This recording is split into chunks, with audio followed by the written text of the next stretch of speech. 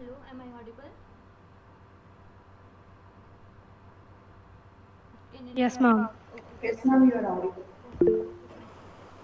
So, good evening, everyone. I am Priya Katwal. I am doing PhD at IIT Kharagpur under the supervision of Professor Sudeep Mishra. And today we will discuss the topics which were covered in week 4, and after that we will discuss some questions. So last week we were discussing about the wireless sensor networks. So in wireless sensor networks there are various kinds of sensors which are deployed which sense the environment, and accordingly some actions are performed by the actuators. So today we will discuss the applications of WSN, that is a wireless sensor networks. So first application of wireless sensor network is target tracking. So in case whenever you want to track some target, for example, if someone is doing some malicious activity and you want to trace that particular person, then target tracking can be done. So you can use wireless sensor networks in order to track your target. Now this target tracking can be of three types. First one is your push based formulation, second one is your pole based formulation, and third one is your guided formulation. So in case of your push based formulation target tracking, the data which is sensed by the different sensors is pushed towards the sync node. So all the sensors which are sensing the data, periodically they send the data to the sync node. So the definition is nodes compute the position of the target and periodically notify the sync node about the position of particular target. A cluster structure is commonly used in this case. So in case of your push based formulation, cluster structure is used. Second one is your pole based formulation. So in case of your pole based formulation, your sync node will pole after a regular interval of time. So your sync node polls different sensor nodes which are deployed, and the sensor node which have data to send, it will send the data to the sync node whenever sync node polls. So definition is the node registers the presence of the target to permit a low cost query. So all the sensors are going to register the presence. So basically the sense data is stored. Then the data reports are sent towards the sync only when there is a query to be answered. So whenever your sync will ask that whether you have data to send or not, at that time the sensors will send the data. Third one is your guided formulation. So in case of your guided formulation, there is one tracker also. So that tracker will follow the path which is mentioned by the different sensors. So basically some nodes, that is your beacon node, define the trajectory to the target, and the tracker follows this trail to intercept the target. Now these are the different phases that take place in your target tracking. So first one is your target detection.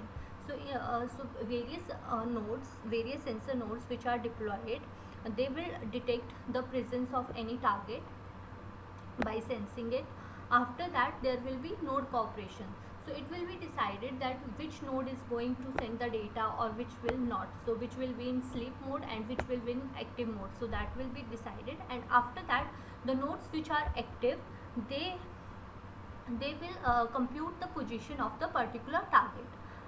After that, once the computation is done, then after that the exact position of the target is predicted by performing some analytics, and once it is done, after that again energy management is done. So basically, if in case of this node cooperation phase, if there are some sensors which are active and we don't require those sensors, so we put those sensors in sleep mode again. So in this phase again this establishment is done that which node will be active or which will be in sleep mode. Once it is done, then the recovery is done, and after that again this process will be continued. The second application is agriculture. So you can use wireless sensor networks in agriculture also, depending upon the requirement. So whether you want to know that your crops are getting proper amount of nutrition or not, whether you want to know there is some intruder who tries to enter into your agricultural field. So depending upon the application, you can use wireless sensor networks in your agriculture also. So here this is the scenario, in this figure this is the scenario in order to check whether there is any intruder who tries to enter into your agriculture field or not. So basically you have deployed, in order to do that you have to deploy various sensors on the boundary of your agriculture field. For example, here we have deployed different sensors over your agriculture field. So whenever an intruder tries to enter into your agriculture field, these sensors will detect the presence of intruder, and the data which is sensed by the sensors will be sent to the sync, and after that some computation is performed, and the notification will be sent to either your cell phone or to the or the farmers will get alert through the alarm system in his house also. So it will depend upon the application which you have created. Now the sensors which can be used in such scenarios can be your scalar sensor, such as you can use your ultrasonic sensor, after that your IR sensor in order to detect. First IR sensor can be used in order to detect any person, to detect the presence of any intruder, and after that you can use ultrasonic sensor in order to detect the distance of that particular intruder from the field. You can also use camera sensors in order to detect whether intruder is there or not. So here two types of sensors are mentioned, camera sensor, and second one is your scalar sensor. So scalar sensor, as I have told, that your IR sensor, your ultrasonic sensor can be your scalar sensor. After that wireless multimedia networks are used, so for making the communication possible between these different camera sensors and your scalar sensor. Wireless media can be used, and topology management is necessary in order to ensure coverage and connectivity. So it is required to deploy these sensors in such a way that each and every point of the peripheral of your field is covered, and after that there should be connectivity. So basically the main aim is to transfer the data to the sink and perform some analytics. So there should be connectivity between different nodes so that your data can be transferred to the sink node. Now for detecting the intruder, there is one prototype which was developed. The name of the prototype is AID, which is Agricultural Intrusion Detection, which use wireless sensor network. So in this, a set of sensor nodes are deployed over an agricultural field. Each of the board are enabled with two types of sensors. So basically in this, two types of sensors are used, that is your PIR sensor and ultrasonic sensor. So whenever an intruder enters into the field through the boundary, your PIR sensors will detect the object, and further your ultrasonic sensors are going to detect the distance of the object located. Now this aid consists of four different layers. So first one is your a physical object layer, that is your sensors, that is for sensing by PIR sensor, and second one is your ultrasonic sensor. After that you require some processing which is done by your layer 2, that is a microcontroller. Then you need to transfer the data from various nodes to the sink node. So you need some routing kind of thing for transferring your data. So this is handled by layer 3, that is your wireless routing, and at the end there need to be an interface through which you can tell your end user or your farmer that there are some intruder into your agriculture field. So that is done by your layer 4, that and the functionality of layer 4 is to provide SMS and alerts to the farmer.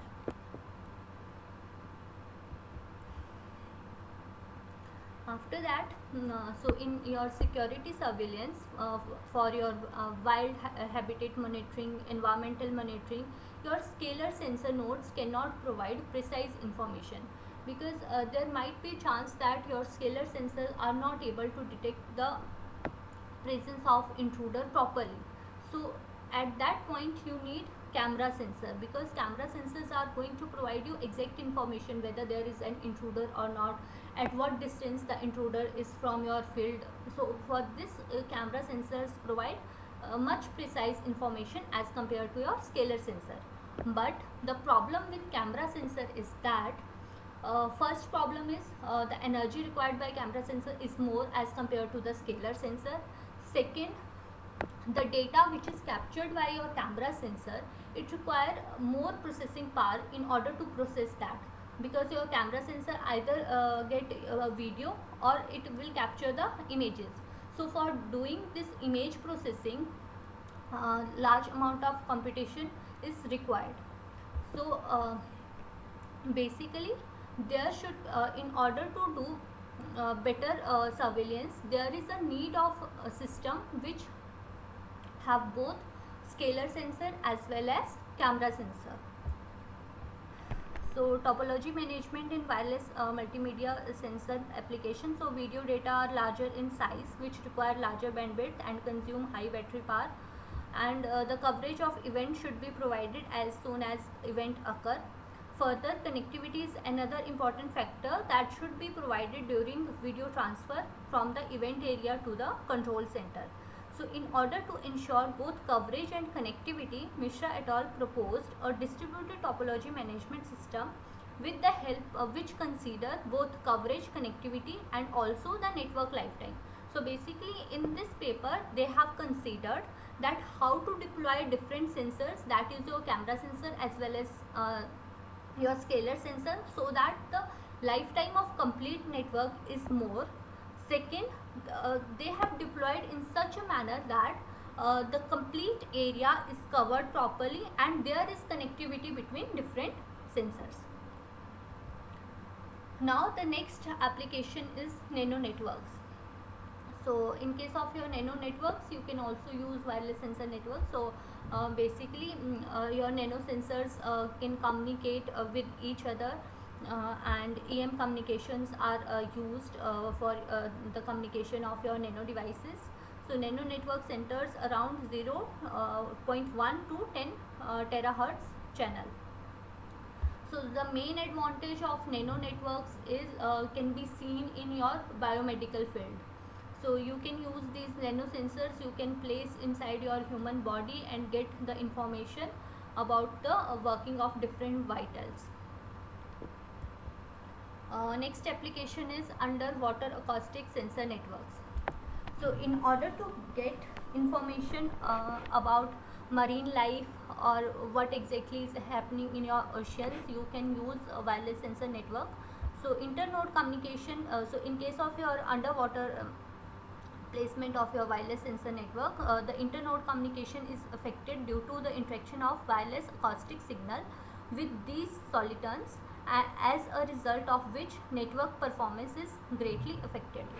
Because in case of your when you are going to place sensor nodes inside sea or ocean, there are various other factors which are affecting the data which is sensed by your sensor. So there are waves, there are various animals also which are affecting this, right?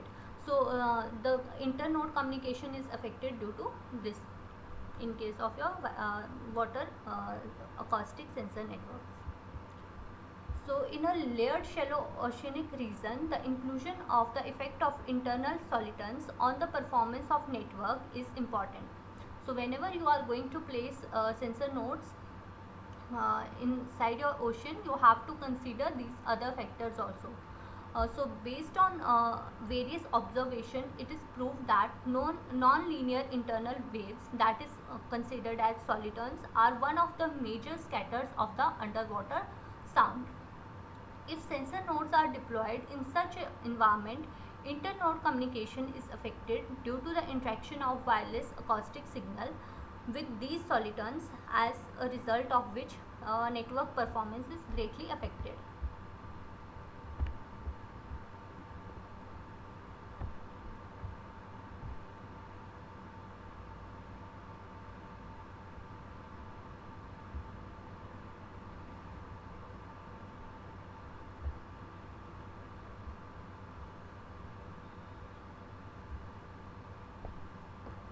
So, oceanic forces and their impacts. The performance analysis of UWASNs renders meaningful insights with the inclusion of mobility model which represent realistic oceanic scenarios. So, in case of your underwater, when you are going to place sensors inside water, so you cannot place static sensor. There is a need of mobile sensor, because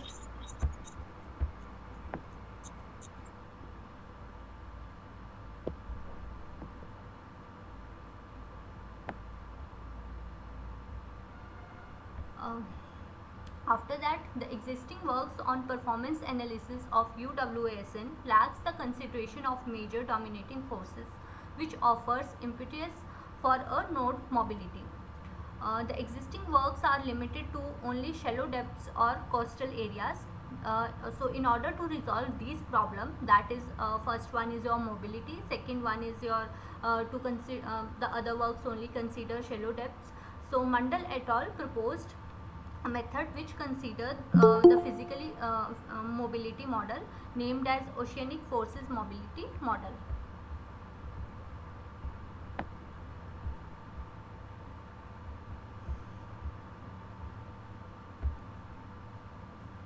So this model incorporate various features, that is realistic oceanic forces imparted on nodes, and in this model 3D movement of the nodes are also considered.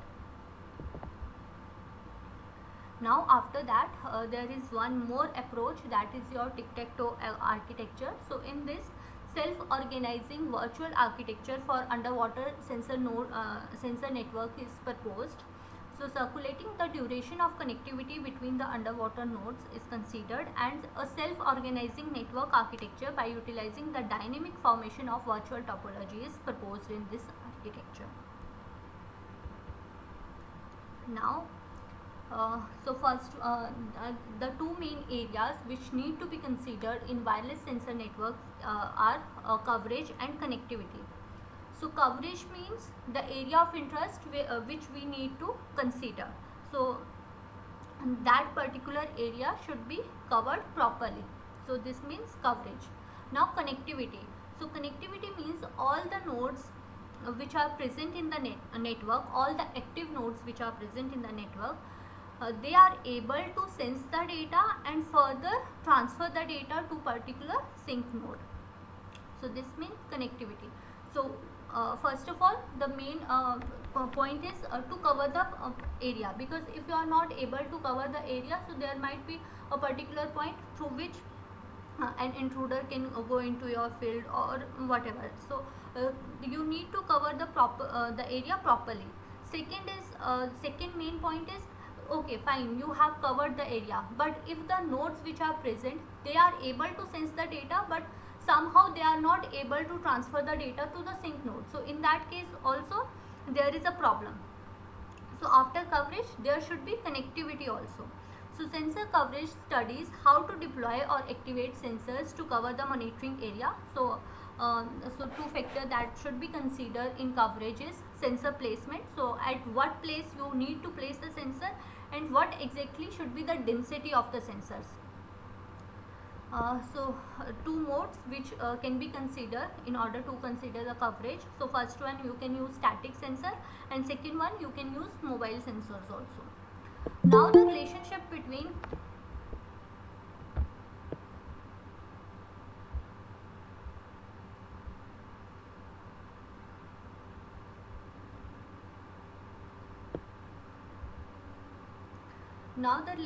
between coverage and connectivity. So researchers mathematically proved that the transmission range should be greater than equal, if the transmission range is greater than equal to 2 times the sensing range,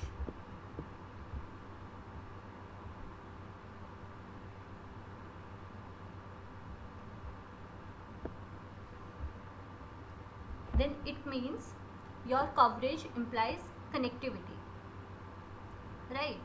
So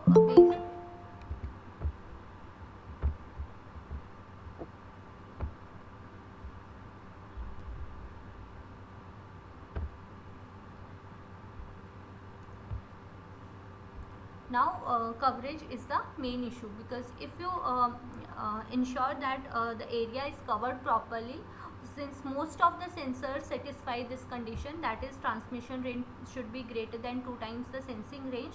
So if you are able to solve the problem of coverage, you are also going to solve the problem of connectivity, because this has already been proven that coverage implies connectivity if transmission range is greater than equal to 2 times the sensing range. Now coverage. So it determines how well the sensing field is monitored or tracked by the sensors. So to determine with respect to application specific performance criteria, in case of static sensor, the main thing that we need to consider is where exactly to deploy the sensors or where exactly to activate the sensors. And in case of mobile sensor, in order to ensure coverage, it is important to decide or plan the trajectory of the mobile sensors, because since the sensors are moving, so in order to cover the complete area, the exact trajectory through which your sensors will move, that need to be decided. So these two cases are collectively termed as coverage problem in wireless sensor networks. So two types of reporting can be done. First one is event driven reporting. So when in case of your WSN, so whenever some event can occur, then the reporting can be done. For example, if you are using WSN for monitoring your forest fire, then event driven monitoring can be done.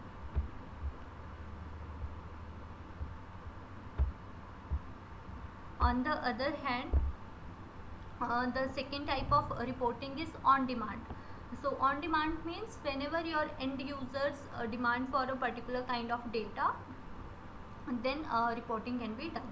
So the objective is to use a minimum number of sensor and maximize the network lifetime. So the complete or the overall objective is to maximize the lifetime of a network in such a manner that the complete area is covered properly.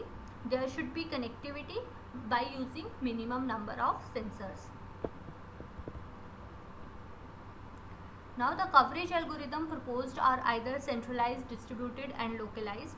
So what do you mean by distributed? So nodes compute their position by communicating with their neighbor only. So in case of distributed, the position is calculated by communicating with neighbors only. In case of centralized, data collected at the central point and global map is created at that central point. The next one is localized. So in case of localized algorithms, a special type of so these are special type of distributed algorithm where only a subset of nodes are used for performing sensing, communication and computation of particular position. So basically this localized is a subset of distributed only, where only a subset of sensors are used. So sensor deployment method can be your deterministic as well as random. Sensing and communication ranges are important in order to trace a particular object. And the objective of the problem is to maximize the lifetime of the network by using minimum number of sensors. Now most of the coverage problems are classified as area coverage, point coverage and barrier coverage. So basically area coverage means you have to cover a particular area, right? So energy efficient random coverage should be done in this case. Connective random coverage can also be done, and network is connected if any active node can communicate with any other active nodes in that particular area. The second one is point coverage. Point coverage means you have to cover a particular point.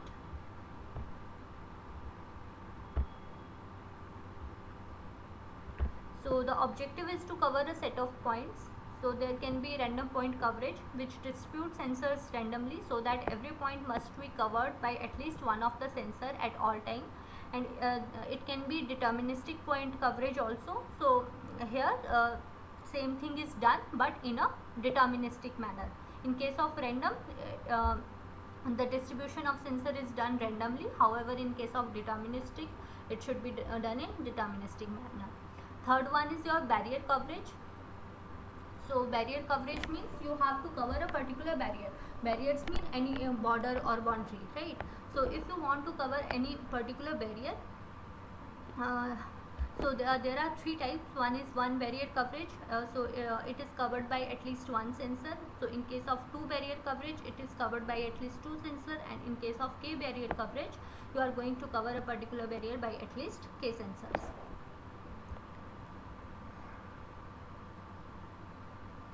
Now a particular area is covered. Okay, fine. This is a figure which shows the various crossings means the intersection points of different sensing range of different sensors.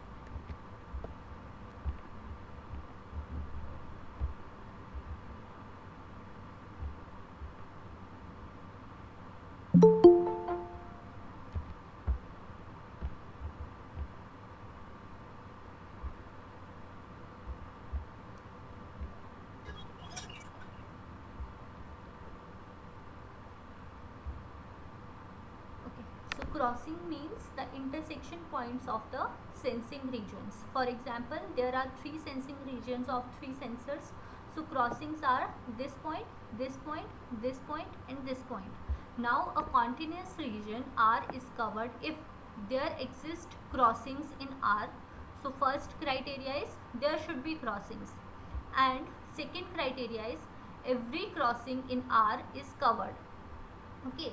So for example, here this crossing is completely covered. So every crossing should be covered in this manner only. So here this crossing is not covered, this crossing is not covered, and this crossing is not covered. So in order to cover this complete area, you have to place one sensor here so that this crossing should also be covered. You have to place one sensor here so that this crossing is also covered, and you have to place one sensor here also so that this crossing should also be covered. So in similar manner you have to place sensors in this area also. Now crossing intersection point between disk boundaries or between monitored space boundary and disk boundaries. A crossing is covered if it is in the interior region of at least one node coverage disk. So basically there should be at least one node, one sensor node which is going to cover the particular crossing.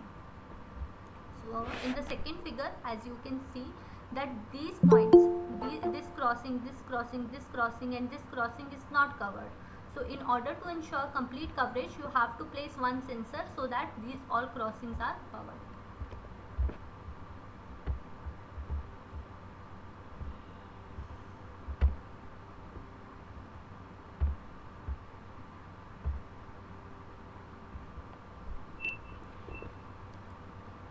Now the optimality condition which need to be considered in order to place your sensor so that coverage is ensured and to use minimum number of sensors. So basically how to place your sensors. So if you have placed two sensors, that is A and B, now you have to place third sensor, that is C. So it should be placed in such a manner that the distance PO should be equal to OR and it should be further equal to OQ. So this will be the optimal condition. Optimal conditions mean you are going to use minimum number of sensors and all the crossings are covered properly. So the algorithm which is used in order to ensure coverage is OGDC. So in case of OGDC, what happened is one particular node, random node, voluntarily becomes a starting node. So the another node B, which is closest to that particular node, that is the starting node, become active. After that, both the nodes, when both the nodes start communicating, it will again add the third node such that the optimality condition is ensured, and these should be in a particular direction of each other. So in this way this process continues. So for example, consider that this X node is the starting node. So it will decide one particular distance and one particular angle. So it will start communicating to that particular direction. For example, it is communicating to Y. Now it has made this Y as active node. Now after that, this Y will also do the same thing. It will start communicating with another node which is near to it at a particular ideal distance and in a particular direction. So in this way, all the nodes which are, all the sensor node which are present in the particular field, they become active and they start sensing the particular field. So this is the complete algorithm of OGDC which I have decided that how it works.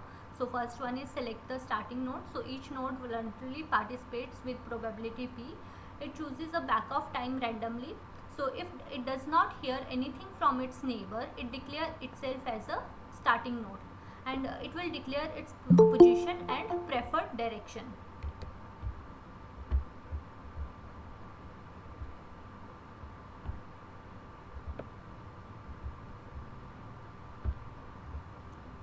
So for example, this A declare itself as a starting node, so it will declare its position. So okay, I am present at this particular location. Now it will decide a particular angle that at this angle I am going to communicate. So for example, if it is communicating with the node which is present at 45 degree with its center point. Okay, so on receiving the message from the starting node, each node computes the deviation from the desired position, which is based on the distance and the angle. It also chooses a back of time randomly. So whenever the back of expires, it sends power on message. So after that back of time, it become also active. then it declare its position and the preferred direction. So this node also declare its position and the direction. So for example, it will start communicating with the node which is present at the 90 degree. So in this way, all the nodes which are present in the field, they become active and start sensing the field. Now stationary wireless sensor nodes networks. So in case of your stationary wireless sensor networks, the nodes which are deployed are static, they are not able to move. So the advantage of such kind of network is that the deployment is very easy. Nodes can be placed in an optimized distance. So there is a reduction in the number of nodes which you are going to use, and topology management is also easy. But the problem with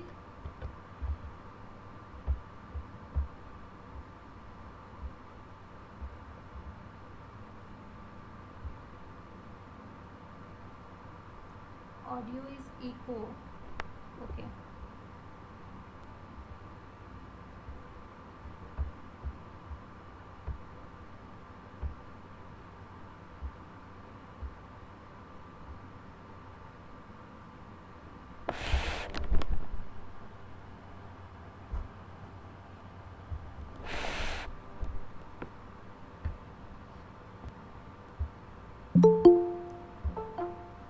Hello, now is it fine?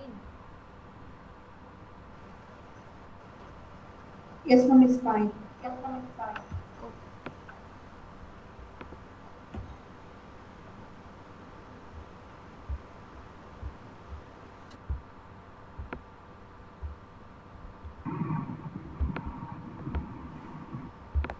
Yeah. So we were discussing about stationary wireless sensor networks. So we have discussed the advantages, that these are easy to deploy. We can place these nodes in such a manner that the distance between them is optimized and the number of nodes which are required in order to cover a particular area is minimum. Then the topology maintenance is also easy. However, the problem with such kind of networks is that if a particular node fails, then it may result in the partition of network. So consider this figure. For example, now you have to cover this particular area, right? And these are the sensor nodes which are deployed. So basically, if that particular sensor nodes fail, or if this node will fail, then this particular area is not covered by any sensor. So this is going or this will result in the partition of network. After that, topology cannot be changed automatically. So in stationary kind of WSN, you cannot change the topology automatically. Now the solution to this problem is to use mobile wireless sensor networks. So mobile wireless sensor networks, these have properties that they are able to self-configure, self-heal, self-optimize and self-protect. Now the components of mobile sensor networks are mobile sensor nodes, which are going to sense the network or sense the particular region or environment. Then mobile sync, and third one is your data mules. So basically, mobile sensor nodes are going to sense the environment. Your mobile sync is the point where complete data is aggregated, and data mules are the nodes which will collect the data from your sensor nodes and transfer the data to your mobile sync. Now the application areas are, your first one is your terrestrial MWSN for monitoring your wildlife, surveillance, object tracking. You can use mobile WSN. Then for aerial purpose, for surveillance, for your multimedia data gathering, you can use mobile WSN. And for monitoring marine life, water quality, you can use MWSN. Now so possible entity as mobile nodes in daily life can be human, because humans are wearing different kinds of devices which can gather data. So mobility cannot be predict. Cell phones can gather information and deliver the data to the access point. Second one is your vehicles. So different types of sensors can be deployed over your vehicles which can sense the data from the geographical locations and transmit the same to your roadside units for performing some operations. Then third can be your mobile robots. So mobile robots are the controllable sensor nodes which collect the data by predefined instructions and deliver the same to the particular specific unit, that is your sync node. Now human-centric sensing. So the basic idea behind human-centric sensing is that human carry their devices and moves around. Now the sensors which are deployed over these devices, they are going to sense or record the readings, and the sensitive readings are then transmitted to a particular location, that is your sync node, where some operations or analytics are performed. Now three distinct roles which are played by humans are: first one is sensing targets. So basically humans are sensed. For example, nowadays various devices, your smart watches are used in order to sense the vitals of humans. So for personal health monitoring, humans are sensed themselves. Second one is your sensor operator. So humans can become operators who use sensors and applications in your smartphones to sense the surroundings. Third one can be your data source. So humans disseminate and collect the data without actually using any sensor and update, post it in social networking site.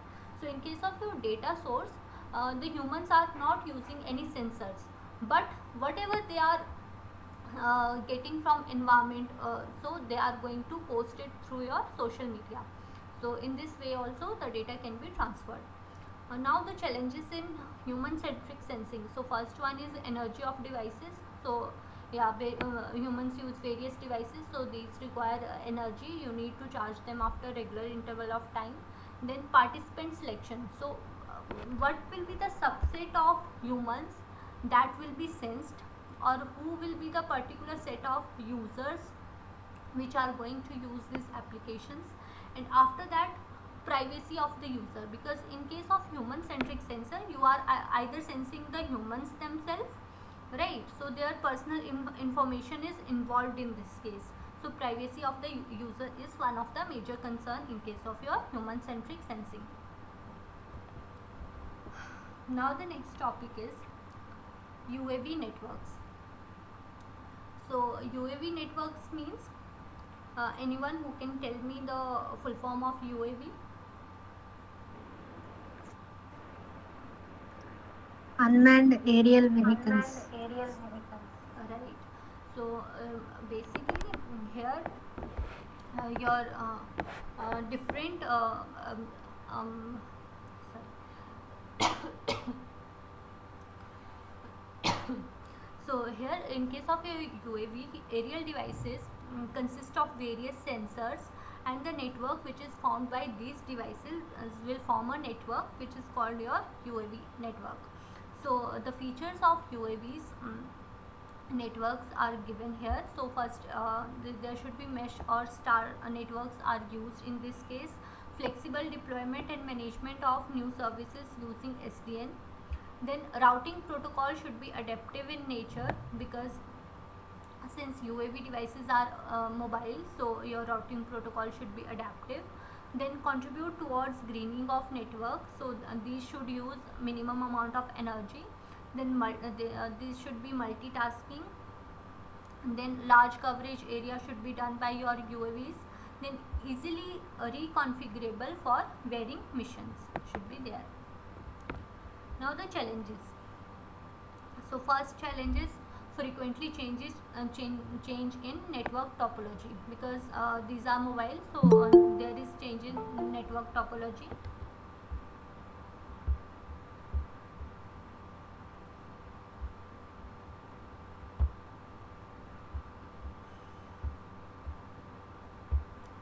Second is relative position of UAV may change. Consider that there are two UAVs, A and B. So for example, if they are directly communicating with each other, now consider that A moves from that particular position and B is not able to communicate with that particular UAV.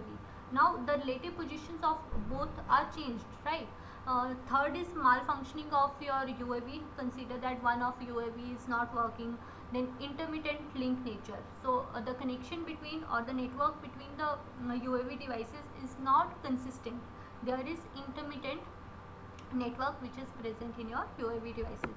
Then lack of suitable routing algorithm. So due to the dynamic nature of the UAV topology, there is no particular suitable routing algorithm present.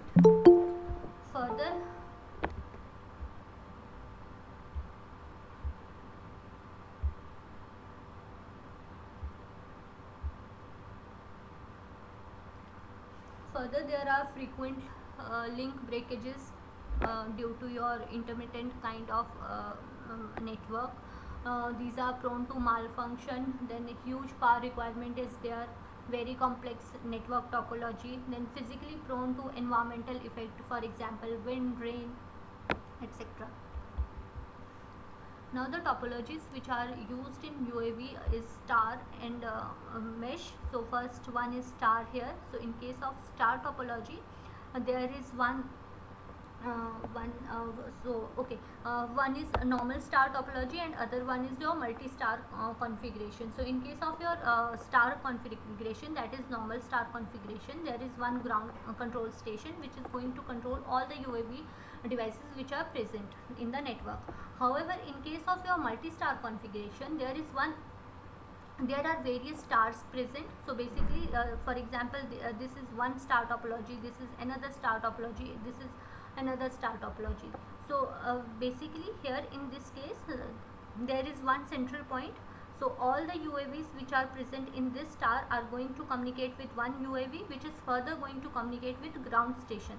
So similarly with other stars also, there is one UAV which is going to control the other UAVs, and further this is communicating with the ground station. Now the mesh topology. So in case of mesh also, there are two kind of mesh topologies. First one is your flat mesh topology and second one is your hierarchical mesh topology. So in case of your flat mesh topology, all the UAV nodes which are present, they are communicating with each other, and further one of the UAV is interacting with the ground station. And in case of your hierarchical mesh topology, there are various mesh networks formed by your UAV devices which are interacting with each other, and one of the nodes from one of the mesh is communicating with your ground station. Now flying ad hoc network. So the network formation using UAVs which ensure longer range, clearer line of sight propagation and environmental resilient communication. So this communication between different UAV devices can be your interplane communication. So basically the UAV devices which are present in a single plane are communicating with each other. In case of interplane, the UAV devices which are present in different planes are communicating with each other. For example, UAV 3A is communicating with UAV 2B. Second one is intraplane communication. Intra means in same plane. So basically this is one plane, so all the devices which are present in this plane are communicating with each other. Third one is your ground station communication. So these UAV devices are communicating with ground station. Then ground sensor communication. So there might be a case that the sensors which are deployed over ground are communicating with your UAV devices. So that is your ground sensor communication. And the last one is your FANET-VANET communication. So in case of your FANET-VANET communication, your flying ad hoc network, that is your UAV devices, are communicating with your vehicular ad hoc networks.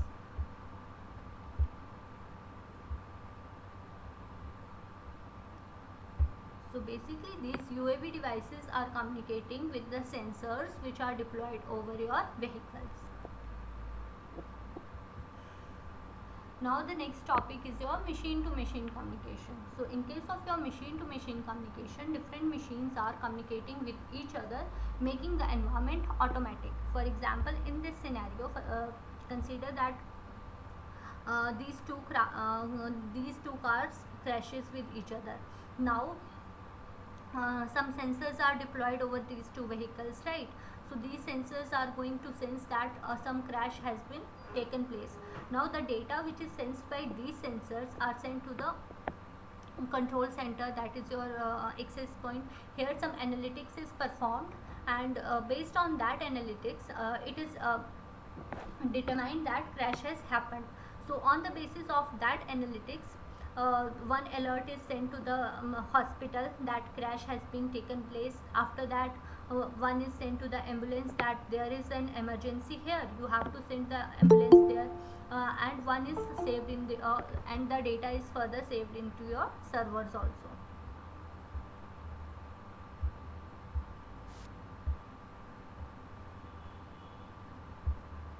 So these are the different steps. So for example, first of all, alert is generated after the crash, then the data is sent to the remote servers. Once it is done, then hospital and emergency services are alerted on the basis of this analytics which is performed at the servers.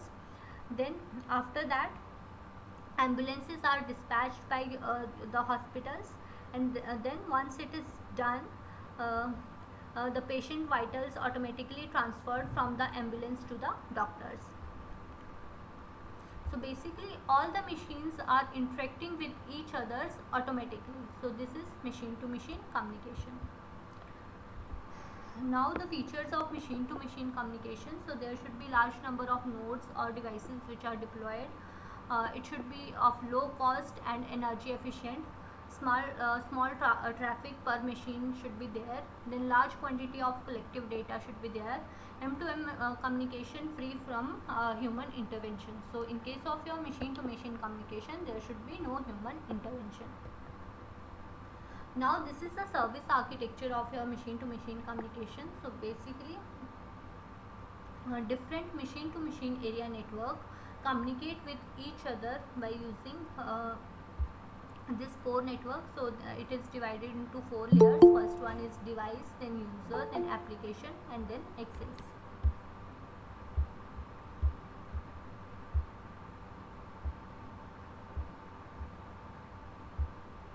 Now each layer has its own responsibilities. For example, device layer is responsible for device profile management.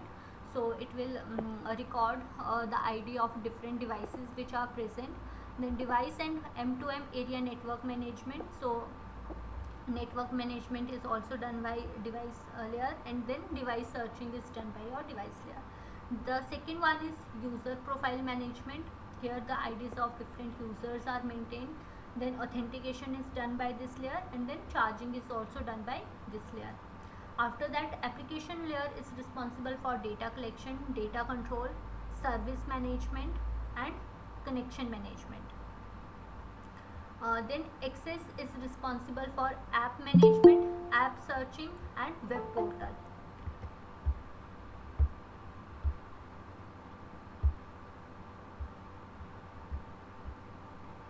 Now you might get confused that if in exam it is asked whether app management is done by which layer. So you have to be very careful that app management is done by access, not application. So do not get confused with their names. So application layer is responsible for data collection, data control, service management, and connection management. So basically data related responsibilities are done by application, and service management and connection management is done by application layer. However, access layer is responsible for app management and app searching. Now the communication between your M2M devices can be either IP based or non-IP based.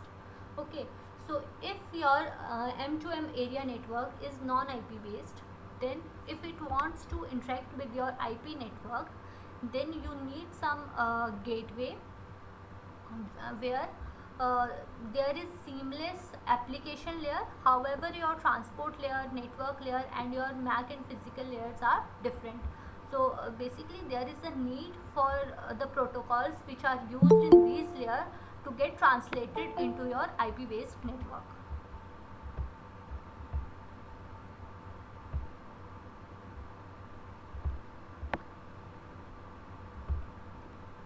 However, on the other hand, if your M2M area network is IP based, then your intermediate gateways can use all the layers which are seamless.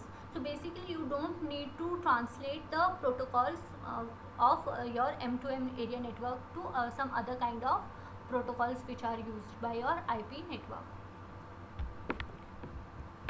Okay, now the questions, but before starting the questions, let's take a break of 5 minutes. 6:54.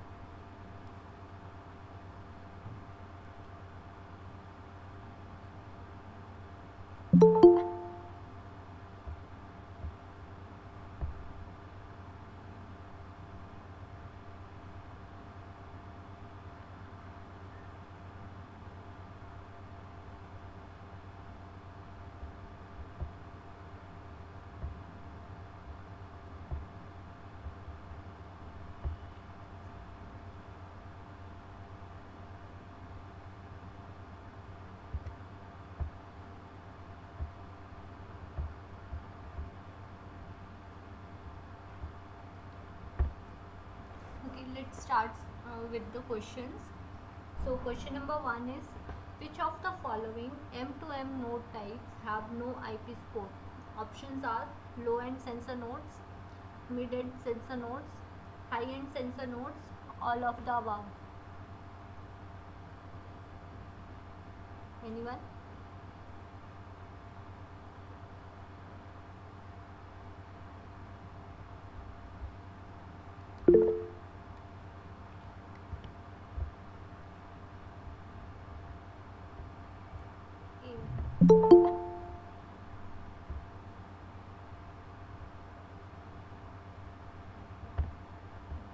Okay, better to unmute yourself and then say, because it's difficult to check message box every time. So yeah, so correct option is A for this. So basically there are three types of M2M nodes. First one is your low end sensor node, second one is your mid end sensor node, and third one is your high end sensor nodes. So in case of your low end sensor nodes, these are cheap and have low capabilities. These are static, energy efficient and simple. Deployment has high density in order to increase the network lifetime and survivability. And then after that, these are resource constrained and have no IP support. So this was the question. Basic functionalities are data aggregation, auto configuration and power saving. These are generally used for environment monitoring application. Second one is your mid-end sensor nodes, which are more expensive as compared to your low-end sensor nodes. These have mobility, fewer constraint with respect to complexity and energy efficiency. Additional functionalities are, so basically the functionalities which are provided by low-end sensor nodes are there, and along with that there are additional functionalities such as localization, quality of service, TCP/IP support, power control or traffic control, and intelligence. Typical application include home network, supply chain management, asset management, and industrial automation. The third type is your high-end sensor nodes. So low density deployment is there. They are able to handle multimedia data with QoS requirements. Mobility is essential in this kind of sensor networks, sensor nodes. Examples are smartphones. These are generally applied to ITS and military or biomedical applications. So yeah, correct option for this is A, that is low end sensor nodes. So low end sensor nodes have no IP support.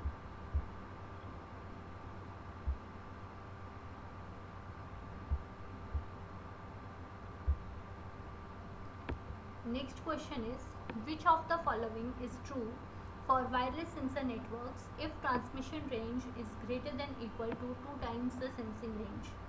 Option A is only coverage, option B is only connectivity, option C is coverage implies connectivity, then connectivity implies coverage. Option C, coverage implies connectivity. Option C. Yeah, right. Option C is correct. That is coverage implies connectivity. Next question is, which of the following structure is usually used in guided formulation of target tracking in sensor networks? Options are phase, tree, cluster, all of the above. Plus. Tree. Can you please repeat? Your voice was not clear. Tree. Tree. Okay. Anyone else?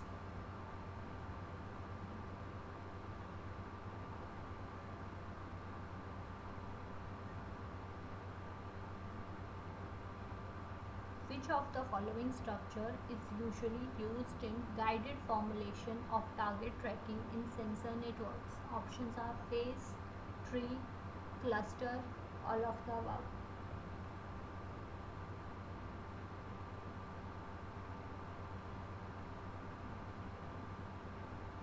No?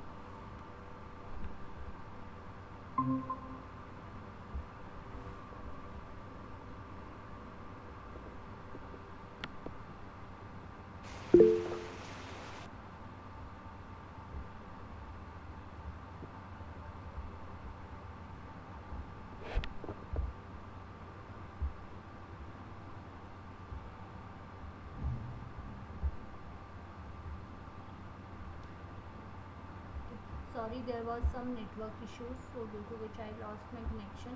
So I'm repeating the question. Am I audible now? Hello. Yes, ma'am. Okay. Yes, madam. Okay. Yes, ma'am. Okay. So, okay, I'm repeating the question again. Which of the following structure is usually used in guided formulation of target tracking in sensor networks? Options are phase, tree, cluster, all of the above.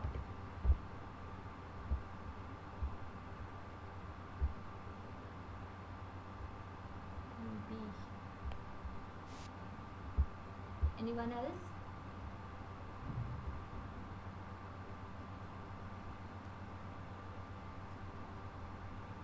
So, correct option for this is phase. Next question is,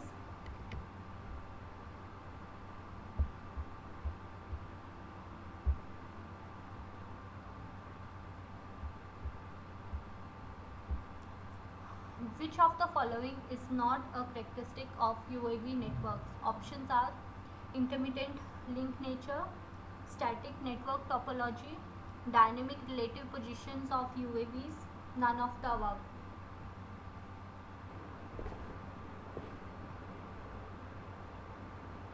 Anyone? C, madam. C. Dynamic relative positions of UAV. Question is, which of the following is not a characteristic of UAV? None of the above. None of the above. Okay, anyone else? Option A. Option A. Okay. Correct option for this is static network topology, that is B, because it is asked which of the following is not. In case of your UAV networks, there is intermittent link, right? So connections are not consistent. Connections are intermittent. So A is a property. Then there is dynamic relative positions of UAV. So basically, if two UAVs are communicating with each other, it is not necessary that after some interval of time they are directly connected with each other, right? So static network topology is not there because their topology is continuously changing. So the correct option for this is B. Next question is, which of the following is a challenge in human centric sensing? Options are device lifetime, participant selection, privacy of the users, all of the above.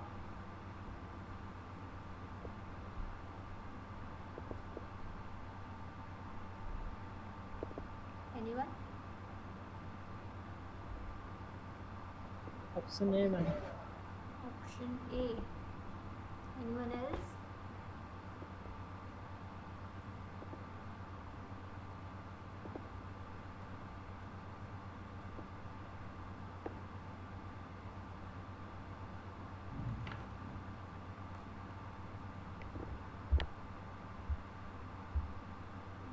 Option D. Right, option D is correct. So all the three, that is device lifetime, participant selection, privacy of the users, are the challenges of your human centric sensing. So D is the correct option. Next question is, which of the following components in M2M service platform take care of app management and app searching? Options are device, user. Access. Yeah, right. Access. Right, right.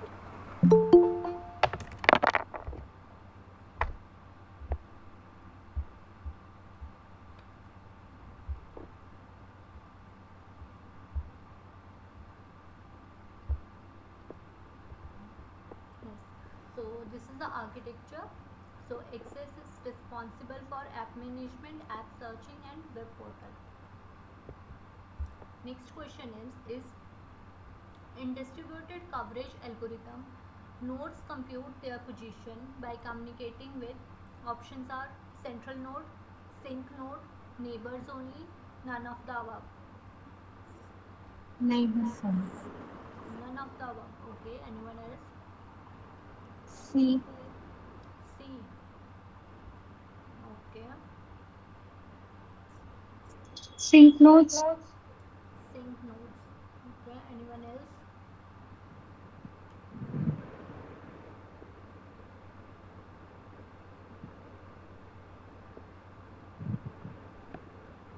Correct option for this is C, that is neighbors only. So in case of distributed, the location is or the position is computed by communicated with the neighbors.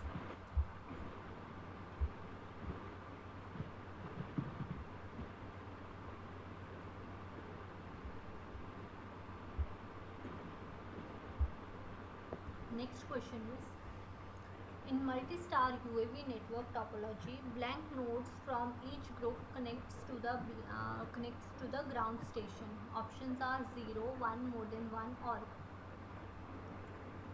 C. Option more than one. more than 1. Okay, anyone else? Option B. 1. 1. Okay, anyone else? Option B only, madam, not the C. Option B. Option B, madam. Right, option B is correct. So, one node from each group connects to the ground station. Next question is electromagnetic communication in nano networks take place in blank frequency band. Options are gigahertz, terahertz, nanometer, all of the above.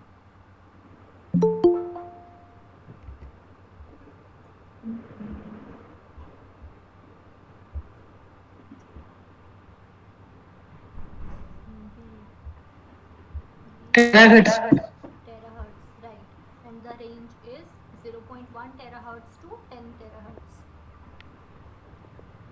Next question is which of the following is not a property of mobile ad hoc network? Options are self collaborate, self heal, self protect, self optimize. Option A. Option A. Okay, anyone else?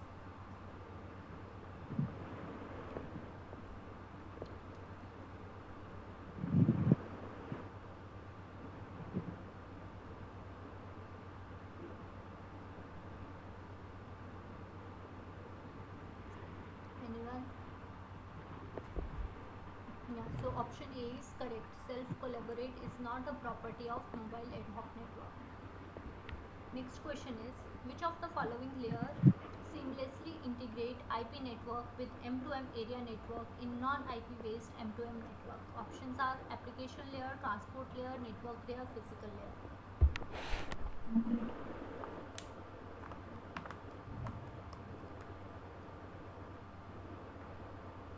Anyone?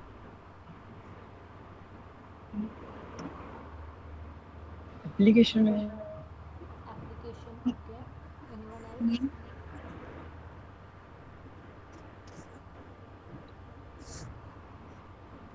Yes, application layer is correct option. Next question is while maintaining sensing coverage in sensor networks, a crossing is covered if it is in the interior region of blank one node's coverage disk. Options are at most, only, at least, more than.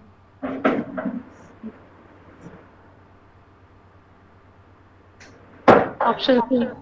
Option C, at least. Okay, anyone else? Option C. Option C. Yes, option C is correct. So it should be under the coverage of at least one node.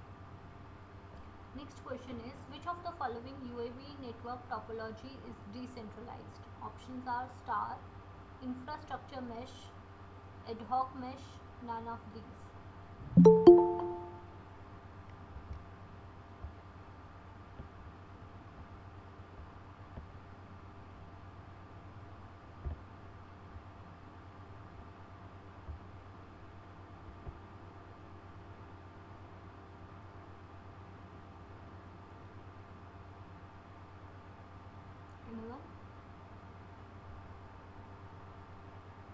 Option C, madam. Option C, correct. Next question is, can node failure result in partition of networks in mobile wireless sensor networks? Options are yes, no, not applicable. No, madam. No. Okay. Anyone else?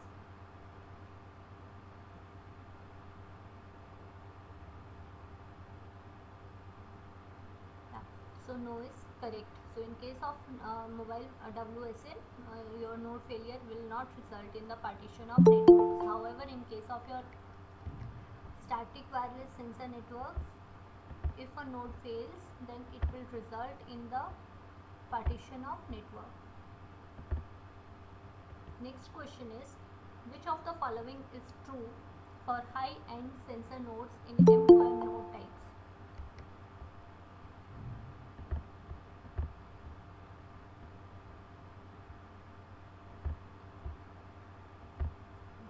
I'm repeating the question. Which of the following is true for high-end sensor nodes in M2M node types? Options are high density deployment, unable to handle multimedia data, mobility is essential, all of the above.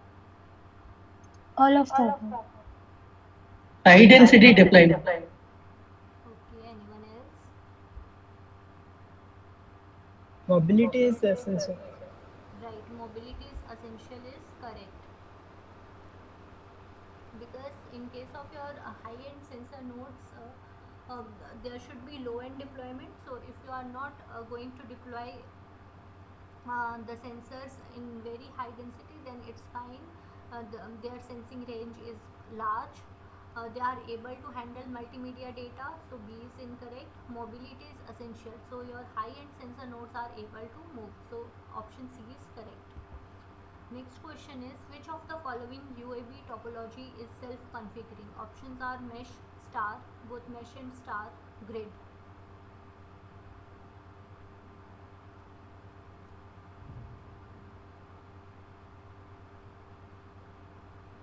Mesh. Mesh. Right, mesh is correct.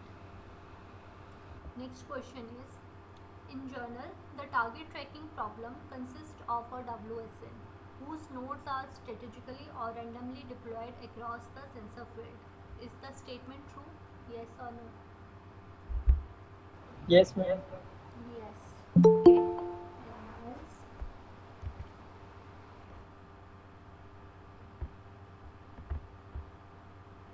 Yes.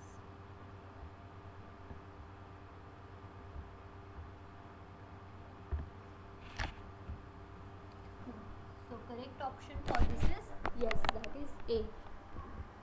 Next question is, in ad hoc FANETs, which of the following setup can be considered as ground network? Options are stationary WSN, control stations, VANETs, all of these.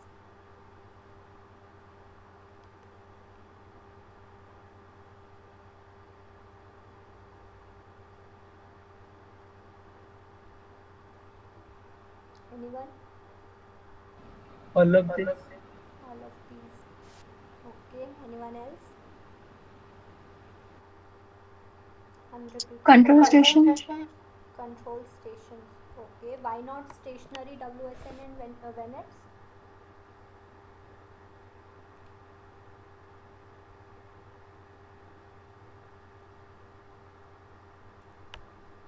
Correct option for this is all of these, because what can be your ground network? It can be your different sensor nodes which are deployed over ground.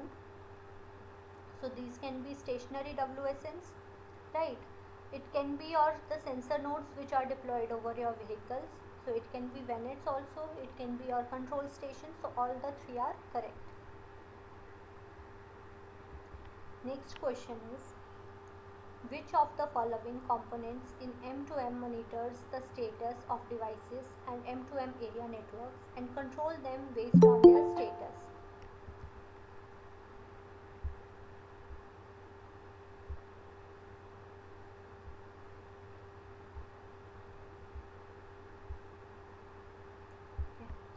I'm repeating question. Which of the following components in M2M monitor the status of devices and M2M area networks and control them based on their status. Options are M2M user platform, M2M device platform, M2M service platform, M2M access platform.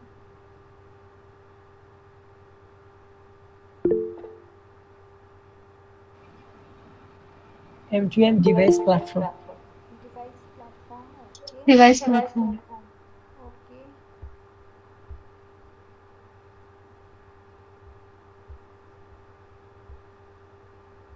B. B is device platform. Right. So M2M device platform is correct. Next question is, in the guided target tracking problem formulation, a tracker is added to the problem. The tracker follows the trajectory defined by beacon nodes to intercept the target. Which of the following objective best define this target algorithm?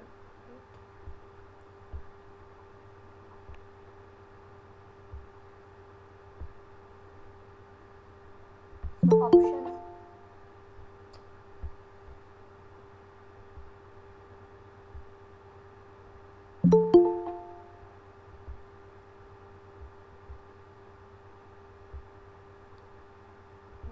So options are to fuse data about the target, to use the least amount of communication to reach the target in the shortest possible time, to increase the network lifetime.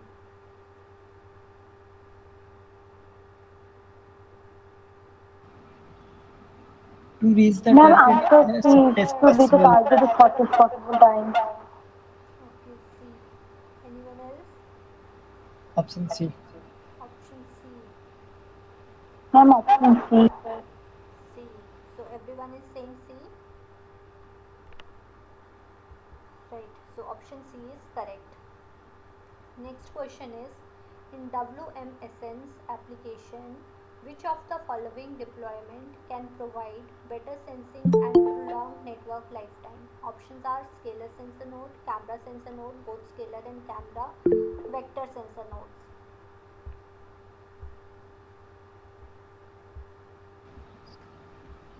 Both cameras. So Camera and scalar sensor node. Right. So option C is correct. So if you are going to deploy both your scalar as well as camera sensor node, so it will provide better sensing as well as prolonged network lifetime. Next question is, in which of the following algorithm only a subset of nodes in WASN participate in sensing, communication and computation? Options are localized, distributed, centralized, all of these. Sorry, anyone? localized. Localized. Okay, anyone else? Distributed. Distributed. Okay, anyone else who wants to reply? Only a subset of nodes participate in sensing, communication and computation. So correct option for this is localized, because in case of localized, it's basically a type of distributed only, where only a subset of nodes participate in sensing, communication and computation. Next question is, in gateway selection algorithms in FANETs, each UAV acquires the information of all UAVs within its blank hops. Options are 1, 2, more than 1, can't be specific.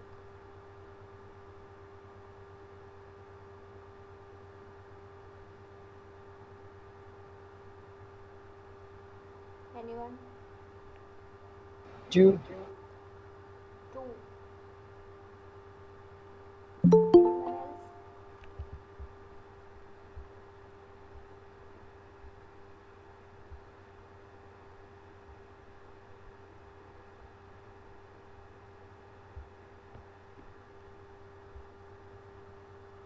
In gateway selection algorithms in FANETs, each UAV acquires the information of all UAVs within its blank hops. Options are 1, 2, more than 1, can't be specific.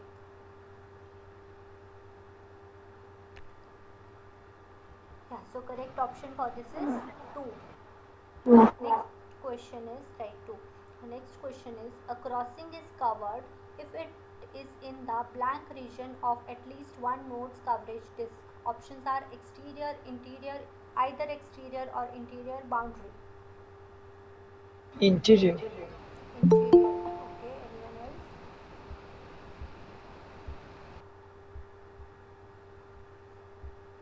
Interior. Interior. Right, interior is correct. Next question is there are several major challenges related to target tracking applications. Which of the following is not among those challenges?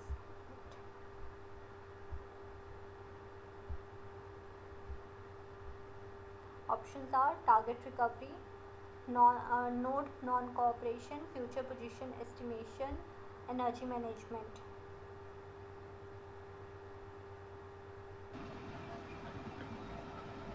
Anyone? Node non-cooperation. Okay. Anyone else?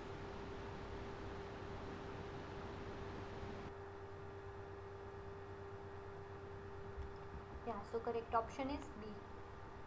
Next question is which of the following component in M2M manages inquiry? Options are M2M user platform, M2M device platform, M2M service platform, M2M access platform.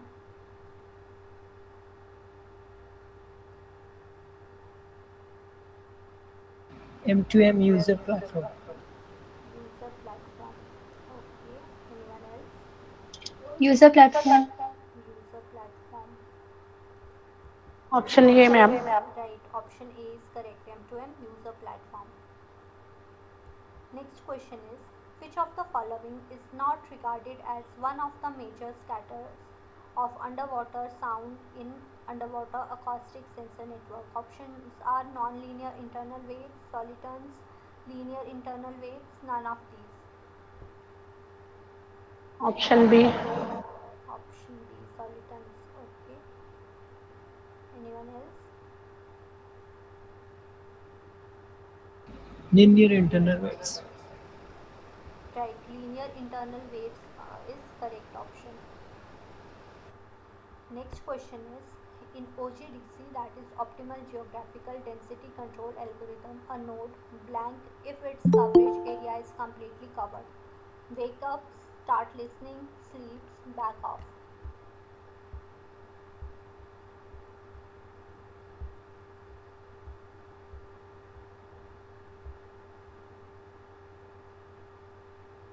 Anyone? Sleeps. Sleeps.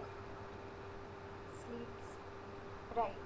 So C is correct option. So if the coverage area of a particular node is completely covered by other nodes, so that particular node goes to sleep. Next question is which of the following elements of target tracking algorithm can perform data fusion? Options are active node, inactive node, beacon node, sync node.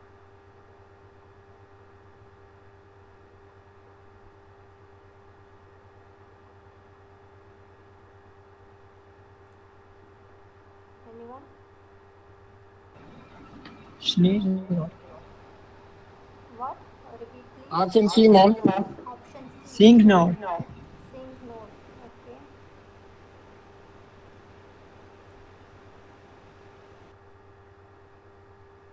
Anyone else?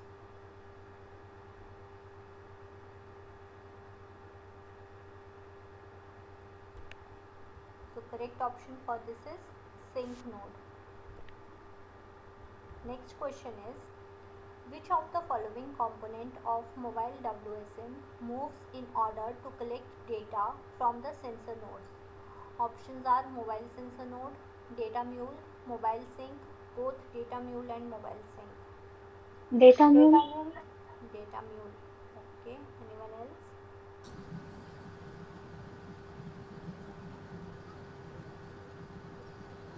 Data mule and mobile sync. Data mule and Sync. okay. So the correct option for this is D. So basically either your mobile sync can also move in order to collect the data, or your data mules also move? So correct option is D, because in this scenario your sink is also mobile, so it can also move to collect data. Next question is, when an intruder enters into the agriculture field through the boundary of the field, a blank sensor can be used to detect the object, and a blank sensor can be used to sense the distance at which the object is located. Options are: A is PIR, ultrasonic; B is ultrasonic, PIR; C is humidity, PIR; D is none of these. PIR ultrasonic. A. Ultrasonic option. Okay, so it is clear that ultrasonic and PIR are used. Okay, now we have to decide, in order to detect the object, PIR is used or ultrasonic. So, for, is it A or B? A. A. Okay. Anyone else? Yeah, so correct option is A, because PIR is used in order to detect any obstacle or any person or object. However, your ultrasonic is used in order to calculate the distance of any object from that particular sensor. Next question is, blank is defined as all the nodes are connected in the network so that sensed data can reach to sync node. Options are coverage, connectivity, both A and B, none of these.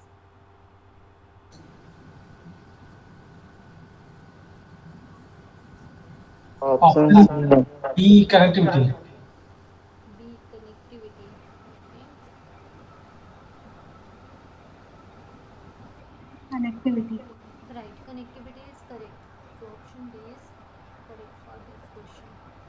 Next question is, the objective of coverage in WSN is, option A is to use a minimum number of sensors and maximize the network lifetime, to use maximum number of sensors and maximize the network lifetime, to use minimum number of sensor and minimize network lifetime. D is to use maximum number of sensor and minimize network lifetime. Option A. Option A. Option A. A, Right, ma'am. right. Option A is correct. So the main objective is to reduce the number of sensor and maximize the network lifetime. Next question is, state whether true or false. So statement is, if transmission range is less than equal to 2 times sensing range, it means coverage implies connectivity. So is Option B. statement False. C. So it is false. Yes, ma'am. Okay. Anyone else? False. Option B. False. Right. This statement is false.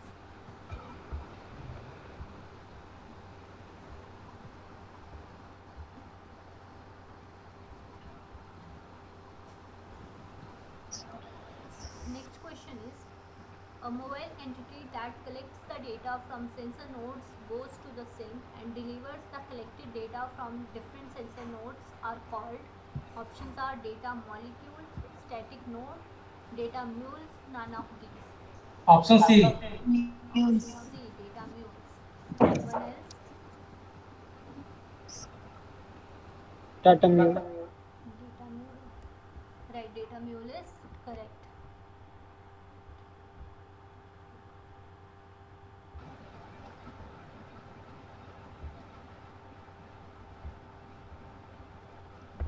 So next question is, human-centric sensing is possible because of, options are smartphones and PDAs, miniaturization and proliferation of devices, both A and B, none of these. Option A. Option A. Okay, anyone else? Option C. Option C. Option C. Option C. Anyone else?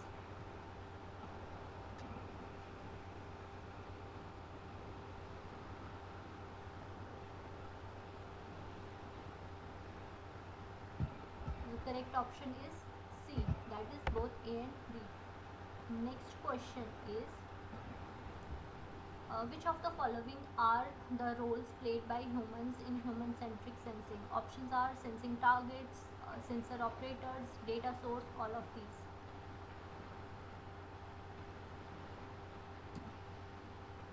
All of this. Option D, all of these. All of these. Right. So your humans can act as sensing targets as well, your sensor operators and data source. So option D is correct. Next question is, which of the following is not a goal of participatory sensing? Options are to only collect data, not just collect data but allow common people to access data and share knowledge, to only access data, both A and C.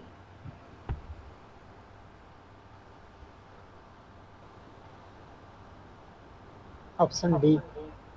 Option D, A and C, to collect data and access data. Okay. Anyone else? Option B. Option B. Okay. Correct option is D. That is not to only collect data and to only access data. These are not the goals.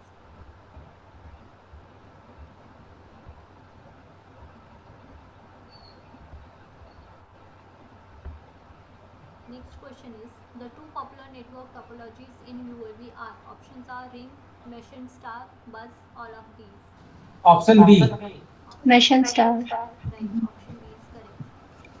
Next question is, which of the following is not an issue in UAV networks? Options are slow change in network topology, malfunctioning of UAVs, intermittent link nature, later positions of UAV may change.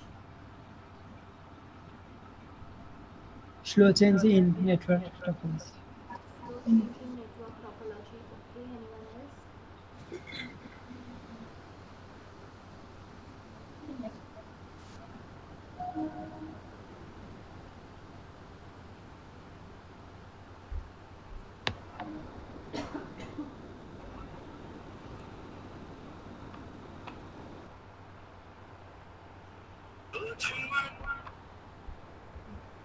So correct option for this is slow change in network topology. Next question is, the scalability in single UAV system as compared to multi UAV system is, options are limited, high, very high, none of these.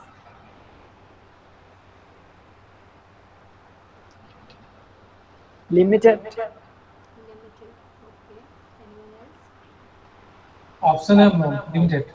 Option A, limited. Anyone else? Yeah, correct option for this is limited.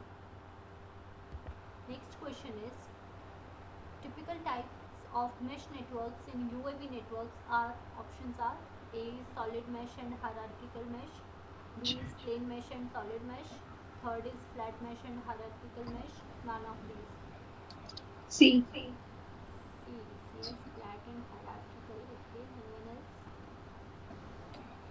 Option C. Option C. Option C. Okay, yeah. So correct option for this is C, that is flat mesh and hierarchical mesh. Next question is, state whether true or false. Statement is, SCADA is designed for isolated system using proprietary solutions, whereas M2M is designed for cross-platform integration. Options are false, true.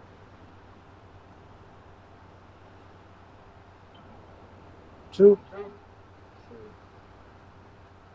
Okay, anyone else?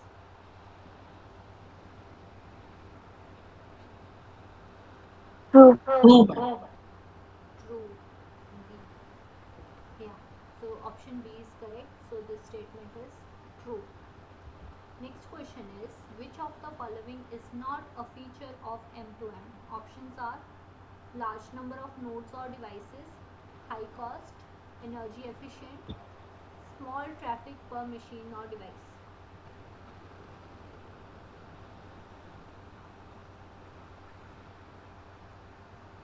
Anyone? High cost.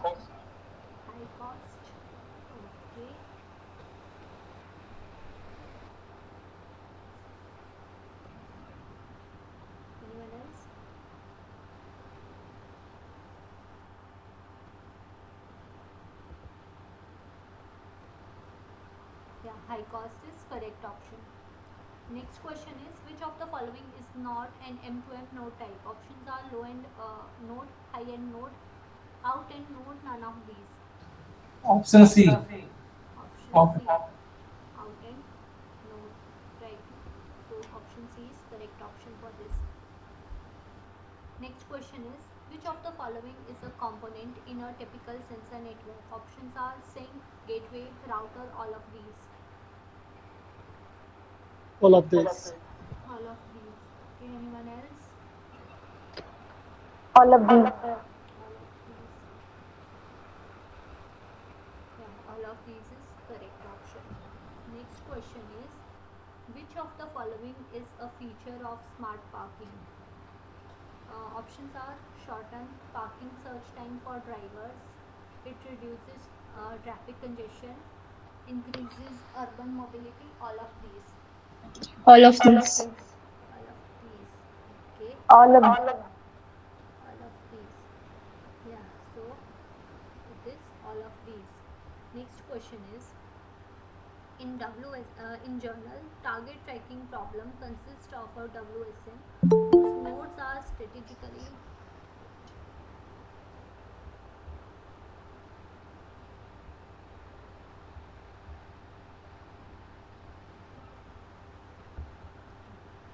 question is in journal target tracking problem consists of a WSN whose nodes are strategically or randomly deployed across the sensor field. Is this statement true or false? Yes, no, Yes. yes.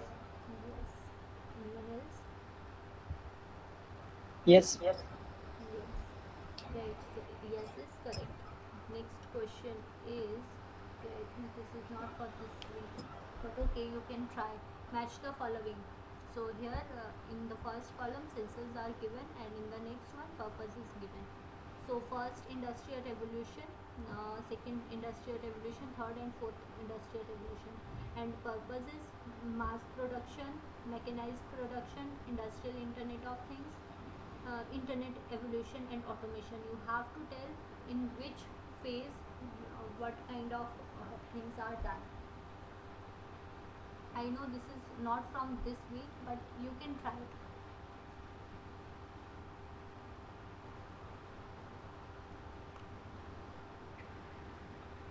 Option A. Option A, 1B, that is industrial revolution with mechanized production. Okay, 2A, second mass production. Okay, third D, internet evolution and automation, and fourth the industrial internet of things. Okay, anyone else?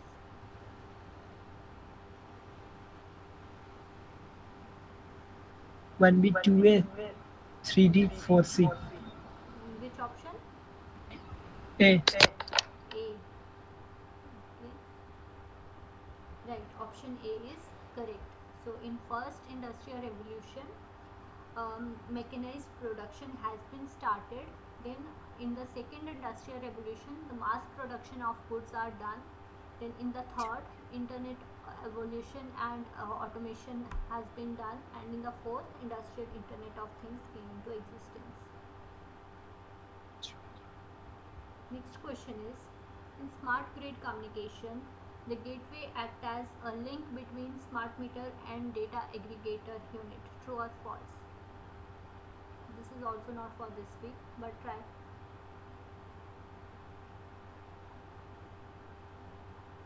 True. True. Okay, anyone else? True. True.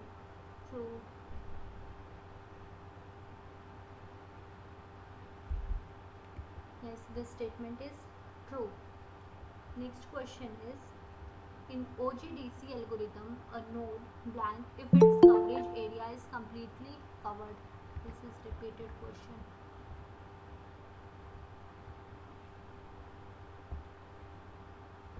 Options are wake up, start listening, sleep, back off. Sleep. Option C. Option C, sleeps. Else?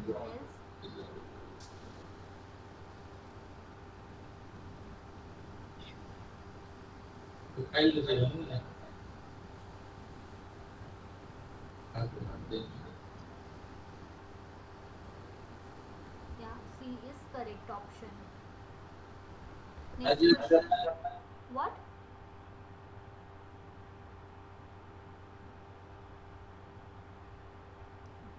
Next question is, let us consider that in an electric grid, energy generation is done in a centralized manner.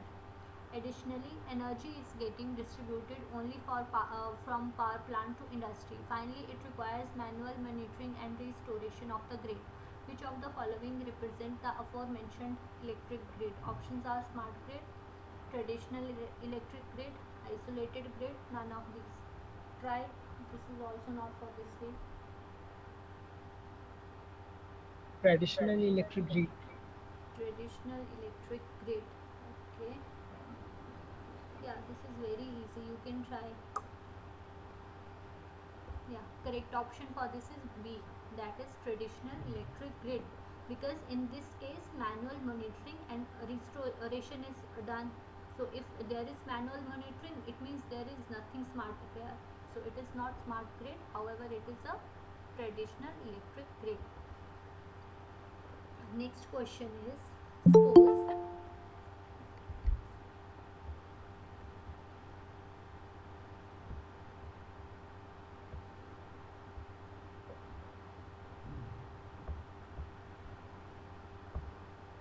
next question is, suppose an IoT based healthcare device is developed which can identify the pulse and oxygen level in the blood, the electrical and muscular activity of the heart, and the intensity of the stress of the patient. Choose the correct option that represent the correct set of sensors that satisfy the aforementioned requirement. Options are: A is SpO2 ECG GSR sensor, B is SpO2 soil moisture sensor temperature sensor, C is temperature sensor gas sensor ECG, D is NPK sensor EMG sensor GSR sensor. Easy to answer. Option A. Option A. Okay, anyone else?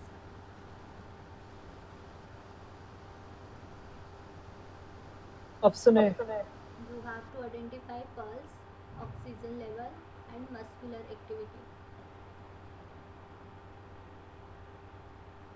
Right, option A is correct. Next question is, which of the following may be referred to as a transducer? Options are sensor, actuator, neither sensor nor actuator, both sensor and actuator. Then option B. Option B actuator. actuator. Okay, anyone else?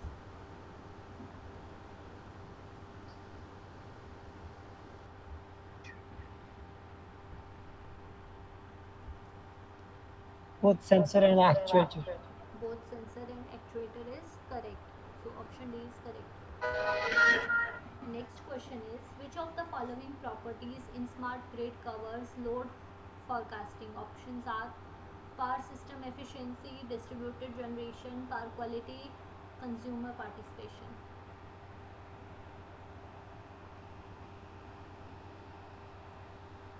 Anyone? Power equality. Power quality. Sorry, power quality. Anyone else?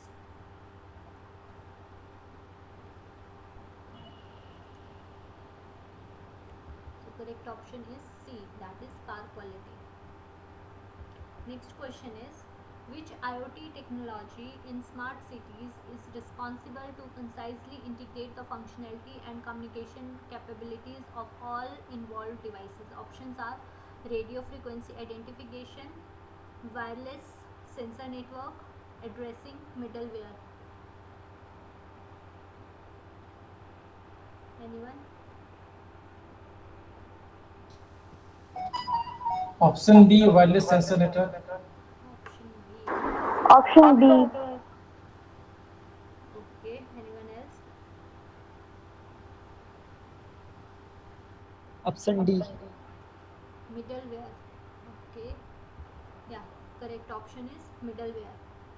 Next question is, state whether true or false. Smart grid helps the customer in reducing their power or electricity cost. True or false? True, ma'am. True. True, Anyone true. else? Okay, yeah, this is true. Next question. Okay, so this is it. So these were the questions. Now, if you have any question,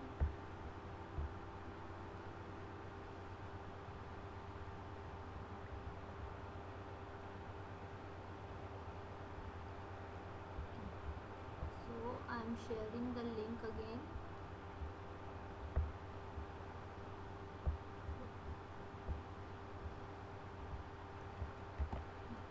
So I have uploaded the PDF in Google Drive. This is the link for Google Drive. Can anyone please check whether you are able to access or not?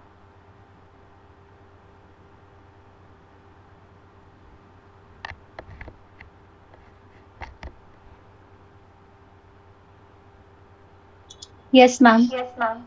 Okay. And those who have not joined previous week, you can go through this video.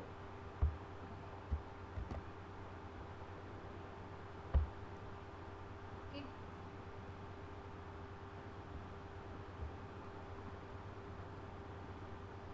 If you don't have any question, then we can terminate the session.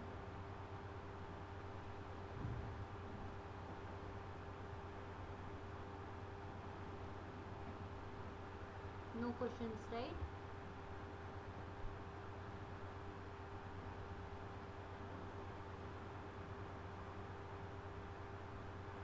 Okay, then thank you. Thank you, madam.